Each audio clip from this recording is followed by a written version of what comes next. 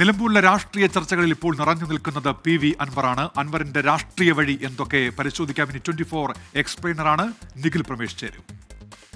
പിണറായി സത്തെ താഴെ ഇറക്കാനുള്ള പോരാട്ടം നടത്തുന്നയാളെന്ന് സ്വയം പരിചയപ്പെടുത്തുന്ന PV അൻവറിന് ഒരു മുൻകാലമുണ്ട്. ഇടതിന്റെ സൈബർ നായകനായിരുന്ന PV അൻവർ കടുത്ത ഇടത് അനുഭാവികളെക്കാൾ മൂർച്ചയിൽ UDF BJP നേതാക്കളെ വിമർശിച്ചിരുന്ന ഒരു കാലം.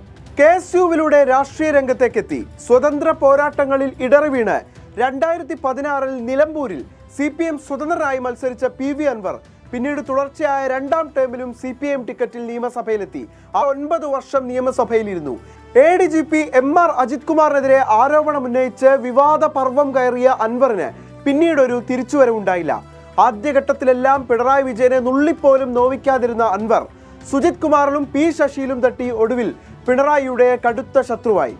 പിതൃതുല്യനെന്ന് വിശേഷിപ്പിച്ച അൻവർ തന്നെ മുഖ്യമന്ത്രിയുടെ നേതൃത്വത്തിൽ കൊള്ളസംഘം പ്രവർത്തിക്കുന്നുവെന്ന് നാട് നീളെ പ്രസംഗിച്ചു. മുഖ്യമന്ത്രിയുടെ പൊളിറ്റിക്കൽ സെക്രട്ടറി P ശശിക്കെതിരെ ഗുരുതര ആരോപണം ഉന്നയിച്ചു. ശശി തികഞ്ഞ പരാജയമെന്ന് പലകുറി ആവർത്തിച്ചു. മന്ത്രി PA മുഹമ്മദ് റിയാസിനെതിരെയും അഴിമതി ആരോപണമുന. മലയോര ജനതയുടെ വന്യജീവി ആശങ്കകൾക്കിടെ നിലമ്പൂർ DFO ഓഫീസ് ആക്രമിക്കുന്ന സാഹചര്യമുണ്ടായി. ഇത് സർക്കാരിനെ പോലും ഇരുത്തി ചിന്തിപ്പിക്കുന്നതായി. ഫോറസ്റ്റ് ഓഫീസ് അടിച്ചു തകർത്തതിന്റെ പേരിൽ അൻവറിനെതിരെ ജാമ്യമില്ലാ വകുപ്പ് പ്രകാരം പോലീസ് കേസെടുത്തു. അൻവറിനെ പോലീസ് അറസ്റ്റ് ചെയ്ത് ജയിലിലടച്ചു. പോലീസ് നടപടിക്കെതിരെ വ്യാപക വിമർശനമുയർന്നു. ഗാലറി അൻവറിന് പതുക്കെ അനുകൂലമായി മാറി. പിന്നാലെ ഉണ്ടായ ഉപതെരഞ്ഞെടുപ്പുകളിൽ പാലക്കാടും ചേലക്കരയിലും സ്ഥാനാർത്ഥിയെ നിർത്തുമെന്ന് പ്രഖ്യാപിച്ചു. ചേലക്കരയിൽ സ്ഥാനാർത്ഥിയെ നിർത്തി കാര്യമായ നേട്ടമുണ്ടാക്കാനായില്ല. DMKയിൽ ചേരാനുള്ള രാഷ്ട്രീയ നീക്കം അമ്പേ പരാജയപ്പെട്ടു.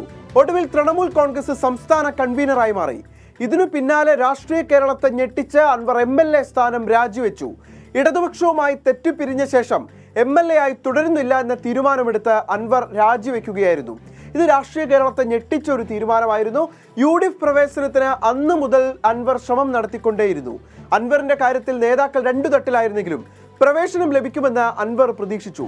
നിലമ്പൂരിൽ ഉപതെരഞ്ഞെടുപ്പ് ഉണ്ടാകണമെന്നും താൻ പിന്തുണയ്ക്കുന്ന UDF സ്ഥാനാർത്ഥി വിജയിക്കണമെന്നും അതിലൂടെ തന്റെ സ്വാധീനം വ്യക്തമാകണമെന്നും ആഗ്രഹിച്ച അൻവർ VS ജോയ് സ്ഥാനാർത്ഥിയാകണമെന്ന് ആത്മാർത്ഥമായി ആഗ്രഹിച്ചു.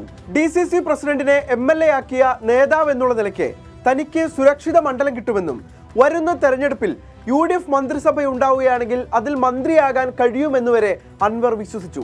ഇത്തരം മോഹങ്ങളെല്ലാം മനസ്സിലുണ്ടായിരുന്ന അൻവറിന് ഇപ്പോഴത്തെ സാഹചര്യങ്ങൾ എന്തായാലും ഒട്ടും തന്നെ ആശ്വാസം നൽകുന്നതല്ല.